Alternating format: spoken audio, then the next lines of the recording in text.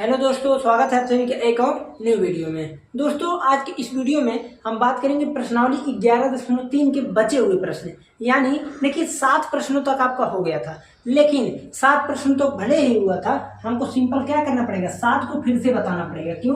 क्योंकि 7वां प्रश्न जो है 8वां एकदम 7वें पर ही डिपेंडेंट है। मैं उस समय ध्यान नहीं दिया, मैं 7 ही तक बता दिया, फिर जैसे बंद किया तो देखा कि भाई 8वां एकदम सेम है, हमको फिर से बताना पड़ेगा। इसलिए चलिए 7 से लेके 9 तक, यानी भाई 3 प्रश्न इसमें का, उसके बाद प्रश्नावली 11.4 के बचे हुए कुछ प्रश्न बता के छुट्टी। देखिए आते हैं हम डायरेक्टली प्रश्न नंबर 7 पर। आप लोगों का जैसे टाइम बर्बाद करना उचित ना है, ठीक है। वैसे ही आप लोग कम पढ़ते होंगे, 9th के बच्चे कितना पढ़ लेंगे। तो मान लीजिए अगर पढ़ रहे हैं, अब यहाँ भी आए तो हम वही, लेकिन हाँ इंटरेस्टिंग वीडियो रहेगा, मजा आ जाएगा पढ़ने। देखिए अब हम चलते हैं डायरेक्टली 7 नंबर प्रश्न से स्टार्ट करते हैं। देखिए प्रश्न को थोड़ा समझिएगा। कह रहा है कि भुजाओं 5 सेंटीमीटर, 12 सेंटीमीटर और 13 सेंटीमीटर, यानी 5, 12, 13 सब कुछ सेंटीमीटर में है। कह रहा है कि वाले एक संपूर्ण त्रिभुज ABC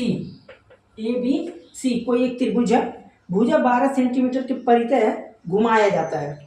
देखिए ध्यान दीजिएगा, और ये रहा प्रश्न नंबर 8।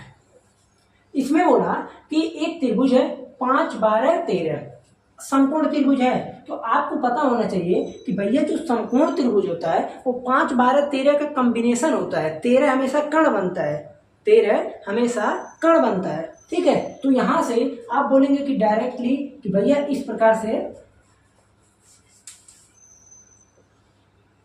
ये यहां पर हो गया त्रिभुज 5, 12, 13 कोई ABC करके इस प्रकार से बन गया, ठीक है, बिल्कुल सही है।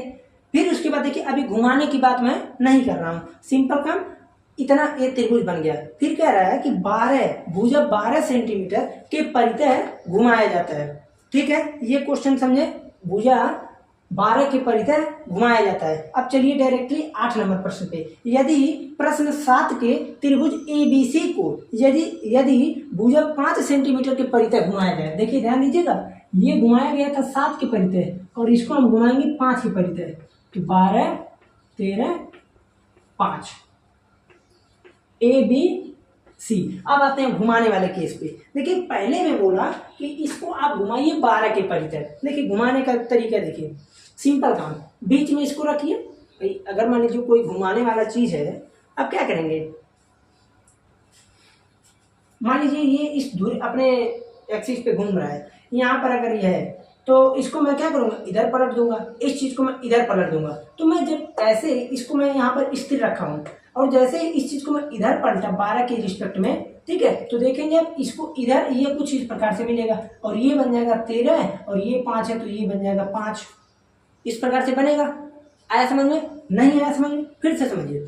जैसे पंखा देखे, छत वाला नहीं, बेना जिसे गाँव में बोलते हैं। सिंपल काम क्या होता है भाई, उसमें यही तो रहता है, ये इस प्रकार से कुछ रहता है, यहाँ से ऐसे हम बना देते हैं और यहाँ इसमें कुछ ऐसे हम लगा देते हैं, यही पकड़ के ऐसे ऐसे घुमाते हैं। तो भैया जब इसको मैं ऐसे घुमा रहा हूँ तो इधर उधर इधर उधर इधर उधर ऐसे, ये तो स्थिर रहता है ना, मान लीजिए ये तो ऐसे ही रहेगा, इसको पकड़ के ये फोबी टाइप का रहता है, तो इसको मैं ऐसे घुमा रहा हूँ, ठीक है। तो जब ये राउंड कर रहा है, आप देखेंगे कि ये पूरा घूमेगा तो पूरा क्या बना लेगा, गोला, लेकिन हमको दिखेगा कितना, हमको इतना तो दिखेगा आयताकार टाइप में। तो उसी प्रकार से मान लीजिए कोई बना दिए त्रिभुजाकार में, और उस त्रिभुज आकार को हम क्या कर रहे हैं, 12 के परितः घुमा रहे हैं, बस यही प्रोसेस है, ठीक। तो घुमा दिए, इतना प्रोसेस हो गया, ये क्या बन गया, आप कहेंगे शंकु। उसी प्रकार से जब हम 5 के परितः घुमाएंगे तो ये बताइए ऐसे बनेगा कि नहीं, आप बोलेंगे बिल्कुल बनेगा, इसमें कोई बात ही ना है, ठीक है। तो ये बन गया इतना, ये बन गया इतना। अब ये बोल रहा है प्रश्न में कि आप इसका आयतन निकालिए और आप इसका आयतन निकालिए, दोनों आयतन का आप तुलना कर लीजिए बस, ठीक है। तुलना ही करना है ना, अनुपात पूछा है, अनुपात का मतलब वही होता है। तो आप यहाँ कहेंगे इसका आयतन कितना होगा, 1/3 पाई r स्क्वायर h। तो 1/3 पाई का मान पाई में ही रहने देते हैं, पाई, क्यों, क्योंकि 7 कहीं है, इन्हें कटने लायक, इसीलिए r स्क्वायर। अब देखिए r कितना बना, ध्यान दीजिएगा, ये इसका बना क्या चीज, हाइट, यानी ऊर्ध्वाधर ऊंचाई। अगर ये इसकी ऊर्ध्वाधर ऊंचाई है तो ये इसका रेडियस होगा कि नहीं, ये चीज आप कहेंगे बिल्कुल। तो रेडियस पूरा 5 पर 10 नहीं होगा भाई, रेडियस आधा होता है, तो ये हो गया इसका रेडियस 5। तो इंटू 5 इंटू 5 इंटू एच का मान कितना है, आप कहेंगे एच का मान है 12, तो ये आ गया 3 से कट गया 4, तो यहाँ से कितना है 100 पाई सेंटीमीटर क्यूब। ये कौन सा है, तो आप लिखेंगे, ठीक है, आयतन निकल गया। फिर यहाँ पर आते हैं, इसका आयतन निकालते हैं। अब यहाँ पर आयतन जब निकालना है, ध्यान से समझिएगा, तो आप लिखेंगे वही process, 1/3 pi r square h, 1/3 into pi, हमको पता रखेंगे ही नहीं, क्यों, क्योंकि अनुपात पूछा भी, कट जाएगा दोनों। देखिए आर स्क्वायर, आर की वैल्यू कितनी है, अब देखिए यहाँ समझिए, आप यहाँ कहेंगे भैया ये कुछ इस प्रकार से ऐसे होगा, ये इसकी बनेगी हाइट, ये इसकी बनेगी क्या चीज, रेडियस यानी त्रिज्या। तो यहाँ पर लिखेंगे 12 12 5, हाइट बन गई 5। अब इसको हम ये देख रहे हैं, ये क्या बन गया, 3 से इसको काट दिए बन गया 4, तो 5 चौक 20, 12 दूनी 24, 240 बनना चाहिए, 12 पंजे 60, हाँ ठीक है, तो 240 पाई।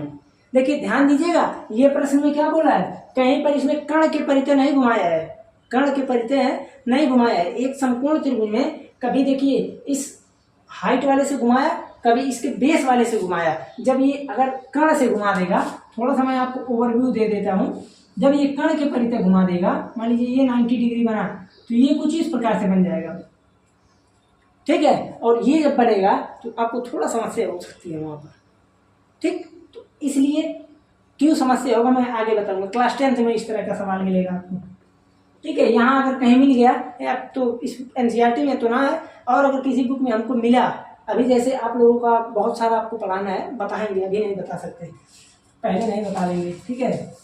अब देखिए इसका आयतन इतना, इसका आयतन इतना निकल गया। अब पूछा क्या है कि दोनों आयतनों का अनुपात, तो इसे आप आयतन 1 बोल सकते हैं, इसे आप आयतन 2। अब आप लिखेंगे क्या कि दोनों आयतनों में अनुपात इक्वल टू,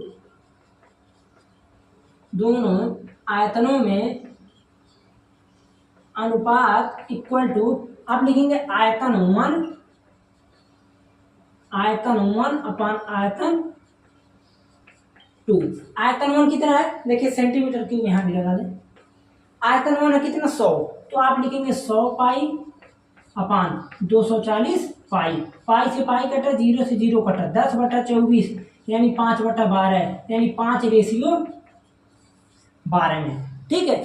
यानी अगर इसका आयतन 5 बनेगा तो इसका आयतन 12 बनेगा, अगर इसका आयतन 10 बनेगा तो इसका आयतन 24 बनेगा, इसीलिए इसका अनुपात आ गया कितना 5:12। देख रहे हैं ना, बहुत ही आसान प्रश्न है, घुमाने उमाने वाले प्रश्न में 3 ही प्रकार से बन सकता है। एक तो देखिए कोई एक समकोण त्रिभुज है, तो एक इसके बेस से यानी आधार के परितः, एक इसके ऊंचाई के परितः घुमा सकता है, ऊंचाई यानी इसी को लंब भी बोलते हैं, कंफ्यूजन नहीं, और एक घुमाएगा कर्ण के परितः, तो कर्ण के परितः अभी नहीं घुमाएगा आप लोगों के, ठीक है, आप लोगों के इसमें सिलेबस में नहीं घुमाएगा। अब हम आते हैं किस पे, प्रश्न नंबर 9 पर। बहुत ही आसान प्रश्न था, इसीलिए ज्यादा टाइम नहीं लिए इसमें। देखिए भाई क्या हो गया, आते हैं किस पे, 9 नंबर प्रश्न। वाह डार्क, चलो मस्त। देखिए ध्यान से समझिए, कह रहा है कि गेहूं की एक ढेरी 10.5 मीटर व्यास, 10.5 मीटर व्यास और 3 मीटर ऊंचाई, 3 मीटर ऊंचाई वाले एक शंकु के आकार की है, इसका आयतन ज्ञात कीजिए। ओके, देखिए ध्यान से समझिए, इसका आयतन ज्ञात करना है हमको, क्या निकालना है, इस चीज का आयतन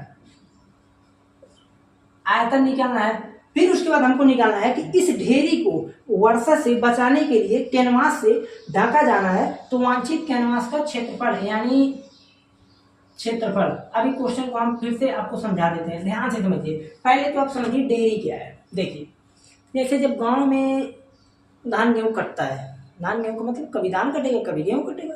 अब इस सीजन में क्या कटेगा, धान कटेगा। तो सिंपल आप ये देखेंगे कि जब कंपाइन से कट के गिरता है, नीचे गिरे चाहे टाली गिरे, टाली में तो भैया बराबर हो जाता है, उसका छोड़ दीजिए। जब नीचे गिरता है तो आप ये देखेंगे कि जैसे मान लीजिए यहाँ से गिर रहा है, ऐसे जैसे जैसे धीरे धीरे धीरे धीरे गिरता रहेगा, पहले तो यहाँ कुछ इकट्ठा होगा, ऐसे ऐसे ऐसे ऐसे हमेशा मतलब इस शंक्वाकार टाइप का ही बन जाता है अपने आप ये शंक्वाकार टाइप से ही बन जाता है। तो उसी प्रकार से क्वेश्चन में ये बोल रहा है कि एक कोई डेयरी है इस प्रकार से, ठीक है। अब ऐसे है मान लीजिए, ठीक है, ये गेहूं का ही है, गेहूं गिरेगा, तो कह रहा है कि भाई सिंपल काम, ये ऐसे गिर गया, इसकी हाइट है कितनी, 3 मीटर, ठीक है, हो सकता है टेढ़ा आपको दिख रहा, इसकी हाइट कितनी है, 3 मीटर। इसका डी, अब देखिए डी को, अब समझिए पहले डी को ही अगर आप बदलना चाहें तो आप लिख सकते हैं 105/10, 5 से काटे तो 21/2। ये क्या चीज है, आप कहेंगे डी यानी व्यास, हमको चाहिए क्या, त्रिज्या। तो अब आप लिखेंगे त्रिज्या r = d/2 यानी 21/2 यानी 21/4 मीटर, ठीक है। ये चीज आ गया यहाँ पर इतना मीटर। तो सिंपल काम इस चीज का हमको आयतन निकालना है, तो अब आप लिखेंगे क्या, आयतन = डेयरी का आयतन, डेयरी का आयतन = 1/3 πr²h। देखिए 1/3 इंटू 22/7 इंटू रेडियस का मान कितना है, तो आप कहेंगे 21/4, 21/4 इंटू 21/4 इंटू हाइट कितना है, 3। तो सिंपल काम क्या होना चाहिए, 7 × 21, 1 × 21 खत्म हो गया पहली बात। और काट दें, चलिए देखिए 22 इंटू 21 × 63 अपान में 4 चौंगा 16। तो अगर 2 से काटना चाहें तो इसको मैं लिख सकता हूँ 8, इसको लिख सकता हूँ 11, ठीक है। 11 × 3 = 33 को 3, 11 × 6 = 66, 3 69, 693/8 सेंटीमीटर क्यूब। इसको आप लोग डिवाइड में कर सकते हैं, यानी डेसिमल में निकाल सकते हैं। ये चीज हो गया। अब देखिए दूसरा प्रश्न इसका जो है, भाई अगर ये डेयरी है, मान लीजिए कहीं बरसात होने का कगार है, तो हम क्या करेंगे, इसे तिरपाल से इसको हमको ढकना पड़ेगा, तिरपाल से हमको इसको ढकना पड़ेगा, कुछ इस प्रकार से ऐसे हमको ढकना पड़ेगा। गाँव में तो भाई मैं बहुत ढका हूँ, ठीक है, इसमें कोई दो राय नहीं है। तो आप ये देखेंगे कि सिंपल अगर हमको इसको ढकना है तो ये बताइए, एक बार ध्यान से सोच के बताइए क्या चीज इसमें हमको निकालना है, वक्रपृष्ठ निकालना है कि संपूर्ण पृष्ठ निकालना है। तो आप कहेंगे हमको वक्रपृष्ठ निकालना है इसका। तो अब आप लिखेंगे कि आवश्यक क्षेत्रफल क्या पूछा है, कैनवास का क्षेत्रफल ज्ञात कीजिए, वांछित कैनवास का क्षेत्रफल। आप लिखेंगे वांछित कैनवास का क्षेत्रफल, कैनवास का क्षेत्रफल इक्वल टू, ये बताइए इसका जो होता है शंकु का वक्रपृष्ठ का फार्मूला क्या होता है, आप कहेंगे पाई आर एल होता है इसका क्षेत्र वक्रपृष्ठ का फार्मूला। तो आपको ये पता होगा कि भैया यहाँ पर आर तो दिया है, एच दिया है, एल तो पता ही ना है। तो इसके लिए आप क्या करेंगे, अब आप तुरंत लगाएंगे L² = H² + R²। अब देखिए H², H का मान कितना है 3, तो 3 का स्क्वायर प्लस R कितना है, आप कहेंगे 21/4, R का मान है 21/4। आप इसको रखिए 21/4 का होल स्क्वायर, तो यहाँ पर हो जाएगा 9 प्लस 21 का वर्ग 441 अपान में हो गया 16, और 16 में कितना होता है 144 होता है। तो आप लिखेंगे 144 प्लस का 441 अपान में आ गया कितना 16। अब इस चीज को मैं जब जोड़ूंगा तो 4 × 1 = 5, 4 × 4 = 8, उसके बाद 4 × 1 = 5 अपान में 16, ठीक है, ये चीज आ गया। अब इसके बाद ये आया है L² का मान, L का मान हो जाएगा √585 अपान में 16। इस चीज को मैं लिख सकता हूँ। अब 585 का एक बार वर्गमूल मतलब फैक्टराइज कर दें, अभी पता चल जाएगा क्या होना चाहिए। देखिए 5 से काटेंगे तो 1 1 7, ठीक है। अब उसके बाद ये किससे कटेगा, आप कहेंगे 13 से कटेगा लगभग, तो 3 से काटे अगर तो कितना बचेगा, 3 × 3 = 9, 3 × 9 = 27, 3 से काटे तो 13 से काटेंगे तब। तो अब देखिए इसको अगर मैं लिखना चाहूँ तो मैं लिख सकता हूँ 3 √65 अपान में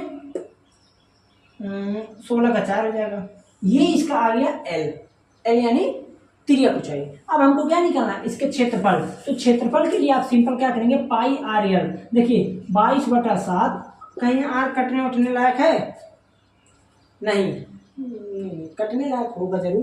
पाई r l into r, r का मान 21/4, 21/4 इंटू यल का मान कितना है, तो 3√65/4। 7 से इसको काटे तो 3 बार में, 7 3 21, 3 3 9, 22 9 198, 22 9 198 अपान में 16 √65 सेंटीमीटर स्क्वायर। ओके, इस प्रकार से छोड़ सकते हैं, नहीं तो आप डेसिमल में भी ऑलमोस्टली कर सकते हैं निकाल कर वर्गमूल। ठीक है, एक चीज़ और, अगर आपको वर्गमूल निकालना नहीं आ रहा होगा तो कमेंट में बता देंगे, तो हम इसका लेक्चर बना देंगे किसी दिन। ठीक है, ओके, ये रहा आप लोगों को प्रश्नावली 11.3 तक के प्रश्नों को संग्रह बता दिया। अब देखिए चलते हैं प्रश्नावली 11.4, इसको मिटाते हैं। यही 3 प्रश्न रह गया था उस दिन, हम ध्यान ही ना दिए, नहीं तो मैं बता दिया होता इसको भी। देखिए 11.4 में प्रश्न तो है बहुत आसान, केवल कुछ प्रश्न लगेंगे आपको टफ है, लेकिन टफ के नाम से कुछ नहीं है। 11.4 आपको पता होना चाहिए कि इसमें हमसे जो भी पूछेगा ज़्यादा से ज़्यादा रिलेटेड किस चीज़ से रहेगा, आयतन से, वो भी किस चीज़ का, गोला और अर्धगोला का। तो वही एक ही प्रोसेस लगेगा।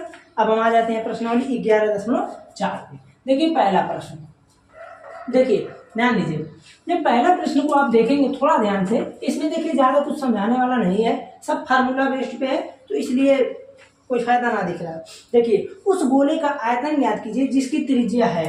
पहला प्रश्न 7 सेंटीमीटर, दूसरा प्रश्न 0.63 मीटर। अब देखिए हम क्या निकालना, उस गोले का आयतन। तो भैया अगर आयतन निकालना है तो 4/3 पाई आर क्यूब, तो 4/3 पाई का मान 22/7 इंटू आर क्यूब यानी 7 × 7 × 7, इस प्रकार से हो गया। 7 से काट दिए और कितना बचेगा, तो आप कहेंगे सिंपल काम अगर हम थोड़ा सा ध्यान से देखें तो देखिए 22 × 49 × 4 अपान में 3, इसी को आपको सरल करना है। तो 50 चौको कितना होगा, आप कहेंगे 200, 4 घटा दीजिए, 22 × 196 अपान में 3, इसी को काट लीजिएगा, सेंटीमीटर क्यूब आगे बढ़ा दीजिएगा, यही आपका आंसर आ गया। दूसरे नंबर प्रश्न में आप 7 की जगह 0.63 रख लीजिएगा, 0.63 ना रख के 63/100 रख लीजिएगा, 63 को काट पीट के सॉल्व कीजिएगा, बाद में सब 0 से डिवाइड कर दीजिएगा। सिंपल है काम, इसमें हमको बताने की आवश्यकता नहीं, एकदम सेम ऐसे रख के कर लीजिएगा, बहुत ही आसान है।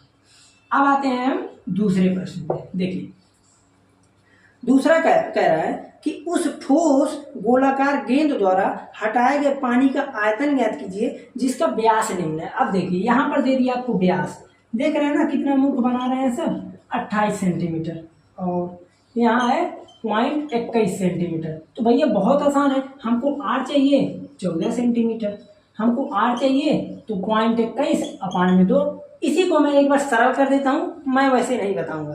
देखिए प्रश्न जो है बोला कि उस ठोस गोलाकार गेंद द्वारा हटाए गए विस्थापित या हटाए गए पानी का आयतन। अब ऐसे क्यों पूछ रहा है, अगर मान लीजिए एक कोई कटोरा है या कोई बाल्टी है या कोई भगोना है, कुछ भी है, पानी ऐसे भर दिए, पानी एकदम भर दिए, अगर आप उसमें उंगली डालेंगे इतना पानी गिर जाएगा उतना, ठीक है। अगर आप मान लीजिए कोई बॉल डाल दिए तो उस बॉल के वॉल्यूम के बराबर यानी आयतन के बराबर पानी बाहर गिर जाएगा, ठीक है, ये सिद्धांत है।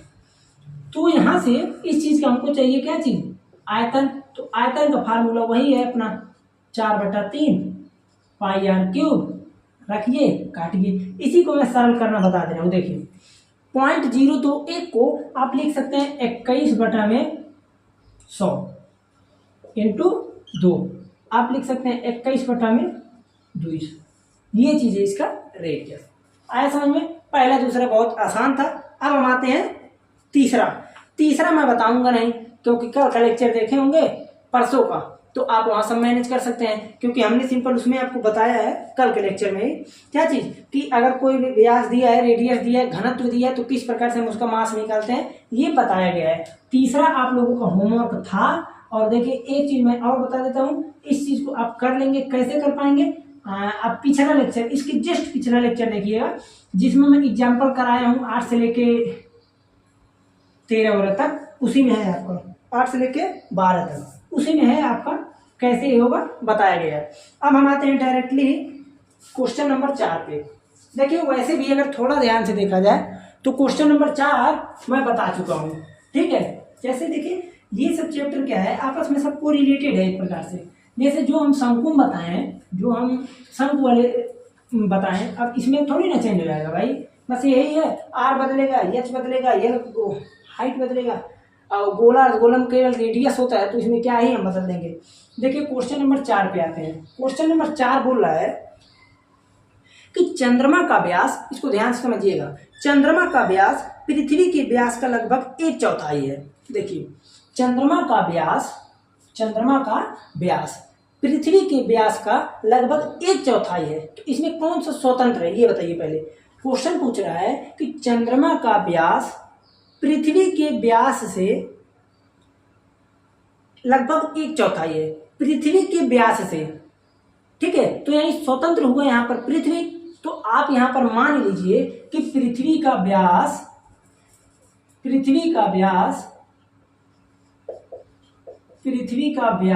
कितना मान लिए आप? d। अगर पृथ्वी का व्यास को d माने तो चंद्रमा का व्यास कितना होगा ये बताइए। आप लिखेंगे चंद्रमा का व्यास लगभग 1/4 है, यानी d/4 हो जाएगा, d/4 हो जाएगा। क्वेश्चन यहाँ तक कोई समस्या?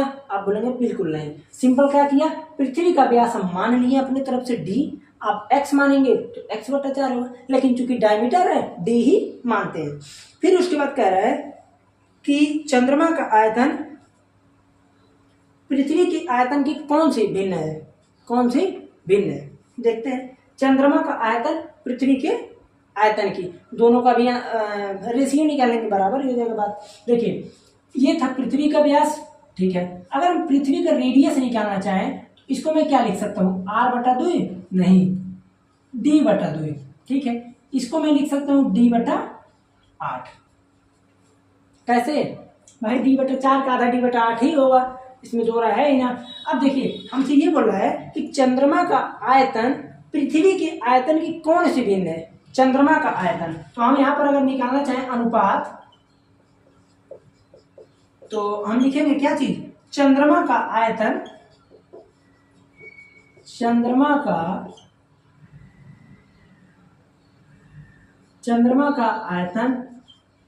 अपान पृथ्वी का आयतन। ऐसा प्रश्न मैं 11.2 में ऑलमोस्टली बता चुका हूँ, लगभग आंसर भी वही कुछ आएगा। वहाँ 16 गुना आया था, यहाँ देखते हैं कितना आता है। चंद्रमा का आयतन, तो चंद्रमा का आयतन जब निकालेंगे तो 4/3 πr³ अपान 4/3 πr³। लेकिन अंतर क्या है भाई, अगर देखिए ये पृथ्वी का व्यास है तो रेडियस है, तो r e लिख देंगे, r अर्थ। अगर ये चंद्रमा का है तो इसे rm लिख देंगे, ओके। यानी चंद्रमा का आयतन हो जाएगा तो rm और यहाँ re, बस इतने अंतर है, ये सब कट जाएगा। rem की वैल्यू कितनी है, आप कहेंगे d/8 का क्यूब अपान d/2 का होल क्यूब। अब इसे जब सॉल्व करेंगे तो देखिए d³ अपान 512 इंटू 2 का क्यूब कितना होता है, आप कहेंगे 8 होता है, अपान ये d³। उलट गया भाई, डिवाइड में उलट के मल्टीप्लाई कर देते हैं तो पता होगा, मैं बहुत बताया हूँ। d³ से d³ खत्म, 8 से इसको काटेंगे तो 64, यानी 1/64। अब आप लिख सकते हैं कि कितने चौथाई नहीं, 1/64 गुना होगा। जैसे बोला था कौन सी भिन्न है, तो 1/64, ये आपका हो गया आंसर। अगर आप लिखना चाहें 1/64 भी लिख सकते हैं, ठीक है। ये रहा आप लोगों का आंसर, बहुत ही आसान था। अब हम आते हैं 5 नंबर प्रश्न पे। देखिए ध्यान से, एकदम ध्यान से समझना, बहुत ही आसान होता है मैथमेटिक्स। देखिए 5 नंबर प्रश्न, कितना टाइम हो गया, चलिए अभी लगभग 13-14 मिनट का टाइम है, तो 7 बजे बंद करना है।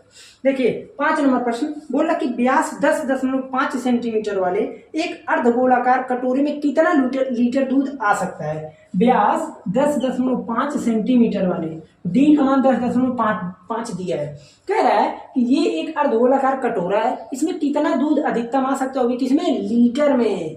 आप क्या करेंगे, आप लिखेंगे भैया डी का मान 10.5 है, यानी मैं 105/10 लिख सकता हूँ। 5 से काट के 21/2 लिख सकता हूँ, बिल्कुल ठीक है। आर का मान यहां से हो जाएगा 21/4 सेंटीमीटर, ठीक है। हमको ये भी पता है कि इसका जब आयतन निकालेंगे, आयतन इक्वल टू तो क्या हो जाएगा, आप कहेंगे 2/3 पाई आर क्यूब, 2/3 पाई का मान 22/7, आर का मान हमको पता होना चाहिए, कहाँ दिया, 21/4, 21/4 3 बार लिख दिए। क्यूब भी लिख सकते हैं वैसे, इसीलिए मैं 21 का क्यूब आपको याद करवाया हूँ ना, 2 6, लेकिन 21 से 21 खत्म, तो ये कितना हो जाएगा, आप कहेंगे 22 दूनी 44, 4 से इसको काटेंगे डायरेक्टली 11 बचेगा कि नहीं, आप बोलेंगे बिल्कुल। यहां से हो जाएगा, देखिए कितना, 21 का स्क्वायर होता है 441 इंटू 11 अपान में 4 चौंका 16, सिंपल प्रोसेस है। 11 अब देखिए मल्टीप्लाई करते हैं, 11 एक कम 11 को 1 कैरी आया 1, 11 चौक 44 एक 45 को 5 कैरी आया 4, 11 चौक 44 5, 44 4 48। एक बार फिर देख लेते हैं, 11 एक कम 11 को 1 कैरी आया 1, 11 चौक 44 एक 45 को 5 कैरी आया 4, 11 चौक 44 4 48 अपान में 16। अब कैसे करेंगे, तो आपको और पता होगा, ये सेमी क्यूब में आ रहा है, ध्यान है, तो 16 3 48 होता है, 3 बार में कट गया, 0 लगाएंगे तब जाके भाग दे सकते हैं, दोनों अंकों पर आ रहा है ना, तो फिर आ जाएगा 16 3 48, बचेगा 3, बच गया 30, 16 का नाम 16, कितना बचेगा 30 अगर है, 16 कम 16 कर दिए 140, 16 8 128 सेंटीमीटर क्यूब। अब ध्यान दीजिए, हमको पूछा किसमें है, आप कहेंगे लीटर में, लीटर में कैसे बदलना है, यही कंसेप्ट है यहाँ पर समझने वाली। अब समझाएंगे हम बढ़िया से, आप कहेंगे हाँ ठीक है। अब देखिए, वैसे भी मैं ये भी बता चुका हूँ, बहुत डिटेल में बताया हूँ, ध्यान रहे, बस आप एक चीज रखिए कि 1 litre equal to 1000 centimetre cube, यही होता है, बस इतना जानिए। 1 litre equal to 1000 centimetre cube. अगर अब देखिए यहीं से सब कुछ करना है, अगर हमको 1 सेंटीमीटर क्यूब को बदलना रहे तो मैं लिख दूंगा 1/1000 लीटर, 1/1000 लीटर, ये चीज मैं लिख सकता हूं। अगर अब देखिए आप यही लिखेंगे आप कि 1 घन सेंटीमीटर यानी 1 सेंटीमीटर क्यूब, हिंदी में घन सेंटीमीटर बोलते हैं, घन सेमी घन क्यूब, इसी प्रकार से। तो यहाँ 1 सेंटीमीटर क्यूब में इतना लीटर, तो इतने में कितना लीटर, आप लिखेंगे भैया 1 में अगर इतना तो 303.18 सेंटीमीटर क्यूब बराबर हो जाएगा किसके, 303.18 अपान में 1000 लीटर इक्वल टू, अब 3 0 है बढ़ा दीजिए तो 0.3 लीटर, यानी पूछना चाहे तो आप बता सकते हैं 300 ml आएगा, ठीक है, समझिएगा। ठीक, ये रहा आप लोगों का 5 नंबर प्रश्न तक सिंपल प्रोसेस से हो गया। अब हम अगर थोड़ा सा ध्यान से देखें तो 6 नंबर प्रश्न हो सकता है, देख लेते हैं एक बार टाइम, उसके बाद चलिए 6 नंबर प्रश्न तक बता देते हैं। अगले में मैं आऊँगा तो 7 8 9 10 4 प्रश्न बचेंगे। देखिए 6 नंबर बहुत ही आसान है, अगर आप थोड़ा ध्यान से देखें। देखिए चलिए आप लोगों का यही मजा से पढ़िए, कोई समस्या नहीं है। देखिए 6 नंबर प्रश्न ध्यान से समझिएगा। प्रश्न बोल रहा है सिंपल कि एक अर्धगोलाकार टंकी 1 सेंटीमीटर मोटी एक लोहे की चादर से बनी है, ठीक है। एक अर्धगोलाकार टंकी 1 सेंटीमीटर मोटी एक लोहे की चादर की शीट से बनी है, ठीक है। यदि इसकी आंतरिक त्रिज्या 1 मीटर है तो इस टंकी के बनाने में लगे लोहे का आयतन। देखिए सिंपल काम समझिए। सॉरी। जैसे मैं अगर एक एग्जांपल लूँ, बेसिक से एग्जांपल, आप क्या देखे हैं गांव में, क्या देखते हैं, कहीं पर भी क्या देखे हैं, बाल्टी देखे हैं, बाल्टी देखिए, समझिए। आप कहेंगे अगर कोई बाल्टी है, ठीक है, कोई बाल्टी है, हम आपको समझाने के लिए बता रहे हैं, बाल्टी किसी भी तरह से बन सकता है, बाल्टी छीनक भी बन जाता है। आप लोग छीनक कभी नहीं पढ़े हैं। मान लीजिए अगर ये इस प्रकार से कुछ है, ठीक है, मैं एक ही तरफ इसमें कलाकारी करूंगा, एक ही तरफ कलाकारी करूंगा, ज़्यादा नहीं। मान लीजिए कुछ इस प्रकार से बाल्टी है, ठीक है। अब ये इतनी चौड़ाई हर जगह रहेगी, ये मत कहिएगा कि ये क्या हो गया, ये तो एक ही जगह है, ठीक। मैं ले लिया बाल्टी का एग्जाम्पल और इसमें बोला है अर्धगोलाकार टंकी है। अर्धगोलाकार टंकी का तात्पर्य ये होगा, अगर ये पूरा है गोलाकार तो ये हो गया अर्धगोलाकार टंकी, है ना। तो ये बताइए, ये कुछ इस प्रकार से ऐसे ऐसे ऐसे ऐसे ऐसे ऐसे बना है, ठीक है। इसकी आंतरिक त्रिज्या कितना दिया है, इसकी आंतरिक त्रिज्या दिया है 1 मीटर, आंतरिक त्रिज्या 1 मीटर, ठीक है। हमको ये पता है कि जैसे ये बाल्टी में देखें तो इसकी कुछ चौड़ाई है, तो यही क्वेश्चन पूछा है कि ये जो चौड़ाई वाला लग के हर जगह से बना है, इसको बनाने में कितना आयतन लगा है। तो अब आप थोड़ा ध्यान से देखिए, ध्यान दीजिए। अगर हमको ये वाला निकालना है आंतरिक वाला पोर्शन, तो हम क्या करेंगे, आप कहेंगे अगर मैं पूरा आयतन निकाल दूं, पूरा बड़े वाले का आयतन निकाल दूं, यानी बाहरी त्रिज्या इसका निकाल लूं, पहले बड़े वाले का आयतन निकाल लूं, उसके बाद छोटे वाले का आयतन हम इसको घटा दें तो हमको ये बीच वाला निकल जाएगा। तो उसी प्रकार से यहाँ पर इसकी आंतरिक त्रिज्या कितनी दिया है, आंतरिक त्रिज्या दिया है कितना, 1 मीटर। फिर इसकी मोटाई कितनी दी है, आप कहेंगे मोटाई दिया है 1 सेंटीमीटर। अब देखिए आपके पास दो तरीका है, या तो जब इसकी आप बाहरी त्रिज्या निकालिए, आपके पास दो तरीका है, या तो आप इसको मीटर में निकालिए या तो इसको सेंटीमीटर में। तो मैं क्यों जाऊँ मत्थापाची करने, डायरेक्टली सेंटीमीटर में निकाल लेते हैं भाई। अब देखिए 1 मीटर मतलब हो गया 100 सेंटीमीटर, यानी आंतरिक त्रिज्या अगर 100 सेंटीमीटर है, आंतरिक त्रिज्या को मैं स्मॉल आर मान लेता हूँ, ठीक है। और अगर मैं बाहरी त्रिज्या को कैपिटल आर मान लूँ तो ये कितना हो जाएगा, आप कहेंगे 100 सेंटीमीटर तो ये पहले से था, 1 सेंटीमीटर और अगर बढ़ गया तो ये हो जाएगा 101 सेंटीमीटर। अब देखिए कुछ बच्चे क्या गलती करते हैं, कहते हैं कि 1 सेंटीमीटर अगर यहरी बा तो 1 सेंटीमीटर यहरी भी रहेगा, इसलिए 2 जोड़ेंगे, 102 करेंगे। लेकिन आप खुद बताइए, हम रेडियस एक ही तरफ का तो लेते हैं, चाहे इधर ले चाहे इधर ले, दोनों तरफ सेम रहता है, तो इसलिए इसमें एक ही तरफ का रेडियस को जोड़ेंगे तो इसका रेडियस हो गया 101 सेंटीमीटर की, ठीक। अब हमको निकालना इसका आयतन, तो अब आप इसको लिखेंगे, क्या लिखेंगे, क्वेश्चन में जो पूछा वही छाप दीजिए। क्वेश्चन में पूछा है कि टंकी को बनाने में लगे लोहे का आयतन, तो आप लिखेंगे कि टंकी को बनाने में लगे लोहे का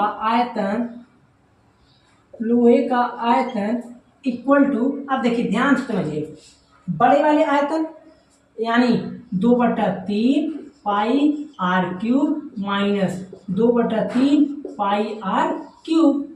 भाई जाहिर सी बात है, बड़के वाले आयतन में से छोटका वाला घटाएंगे तो मोटाई वाला हमको मिलेगा, वही जो भी मोटाई है इसका, ठीक है। तो अब ये बताइए, सिंपल हम सॉल्व करते हैं, 2/3 पाई को ले लीजिए common, r cube minus r cube, okay. अब वैल्यू को आप उठाकर रख दीजिए, 2/3 22/7। अब देखिए आर क्यूब 101 का क्यूब माइनस 100 का क्यूब, 101 का क्यूब याद होगा, आप कहेंगे नहीं याद है, इसीलिए तो हम आप लोगों को ए क्यू माइनस बी क्यू का फार्मूला बता कर रखे हैं। इसीलिए तो अलजेब्रा है भाई, सॉल्व करने के लिए ही a cube minus b cube का फार्मूला लगाएंगे। A minus b another bracket a square plus a b plus का बी स्क्वायर, ये आ गया आपको। इसी प्रकार से सॉल्व होगा। तो यहाँ पर आप लिखेंगे कितना 44/21। अब देखिए इसको अगर थोड़ा सा दिमाग लगाकर सॉल्व करें तो आप एक ब्रैकेट में लिखेंगे 101 माइनस 100, दूसरे में लिखेंगे ए स्क्वायर यानी 101 का स्क्वायर, 101 का स्क्वायर प्लस 101 इंटू 100 प्लस 100 का स्क्वायर, यही है इसका आपका आंसर। तो यहाँ से हो गया 44/21। ठीक है, ये तो खत्म हो गया, एक बच गया, जीरो मत कर दीजिएगा नहीं तो सब खत्म हो जाएगा। 101 का स्क्वायर 100 से कितना अधिक है, आप कहेंगे 1, 101 में 1 जोड़ दीजिए, 2, 1 का स्क्वायर 0 1 का स्क्वायर 0 1, 100 से 1 अधिक है, 101 में 101 जोड़ेंगे सिर्फ 102, 10,201। भाई वैसे 100 का देखें तो 10,000 होता है, इसीलिए इतना आ गया। प्लस इसको करेंगे 10100, इसको करेंगे 1 2 3 4 0, इसी को जोड़ लीजिए, मल्टीप्लाई कर दीजिए।